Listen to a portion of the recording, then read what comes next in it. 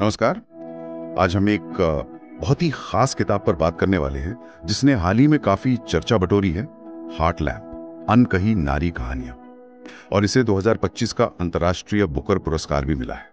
हाँ, तो हमारे पास इस किताब के कुछ अंश हैं जिनसे हमें इसकी दुनिया की, इसके एहसासों की एक झलक मिलती है। तो चलिए इन्हीं अंशों के जरिए जरा समझने की कोशिश करते हैं कि बन्नू मुश्ताक की इन कहानियों में ऐसा क्या है जिसने दुनिया भर का ध्यान खींचा है। इनकी टैगलाइन भी बड़ी दिलचस्प है, जब समाज चुप होता है तब कहानियां बोलती हैं। क्या ये बात सच लगती है? देखते हैं।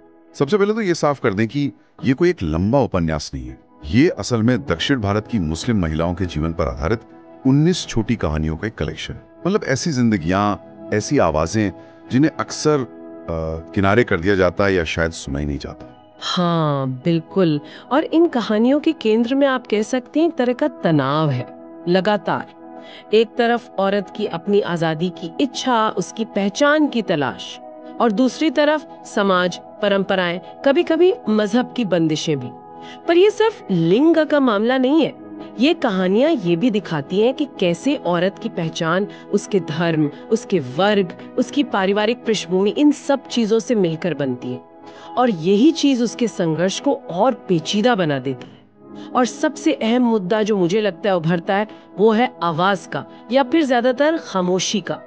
ये खामोशी कभी ओढ़ी हुई लगती है, कभी थोपी भी। हाँ, ये बात तो है।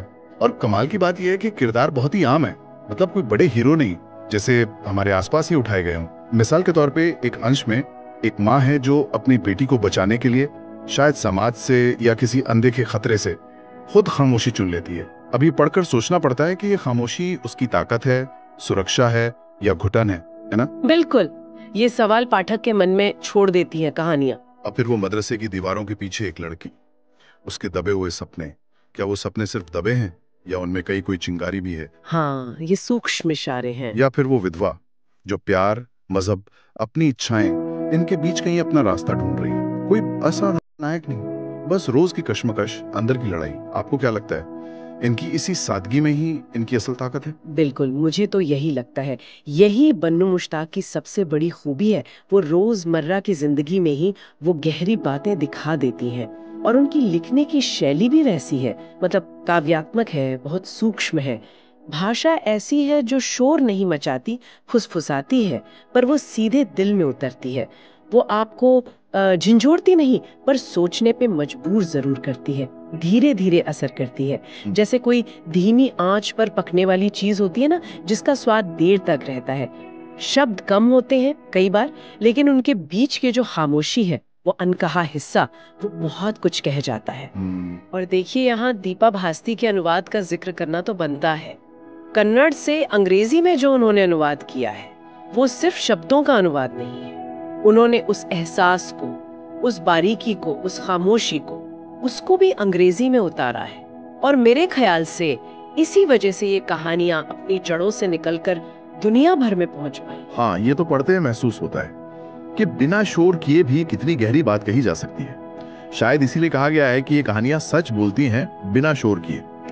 ये सिर्फ नारीवाद या सामाजिक न्याय के नारे नहीं लगाती, ये उन मानवीय एहसासों को, उन दुविधाओं को सामने लाती हैं जो इन बड़े मुद्दों की जड़ में है। सही बात है। ये हमें याद दिलाती हैं कि जो मुख्य धारा का शोर है, उसके परे भी अनगिनत जिंदगियां हैं। उनके अनुभव, उनकी खामोशियां, वो भी उतनी ही अहमियत रखती हैं। तो अगर हम संक्षेप में कहें, हार्ट लैम्प उन सच्चाइयों पर रोशनी डालती है, उन एहसासों को सामने लाती है जो अक्सर बड़े बड़े विमर्शों में, ग्रैंड नैरेटिव्स में कहीं गुम हो जाते हैं। हाँ। ये छोटी निजी कहानियों की ताकत का एक जबरदस्त उदाहरण है। हाँ, और ये हमें एक बहुत ही दिलचस्प सवाल पर लाकर छोड़ता है ना, कि जब इस तरह की अनकही कहानियां जो हाशिए पर रही हैं, जब उनको आवाज मिलती है, उनको पहचान मिलती है, तो फिर वो समाज की जो स्थापित धारणाएं हैं, जो बड़ी कहानियां हैं, जिनको हम सच मानकर चलते हैं, उनको कैसे देखती हैं?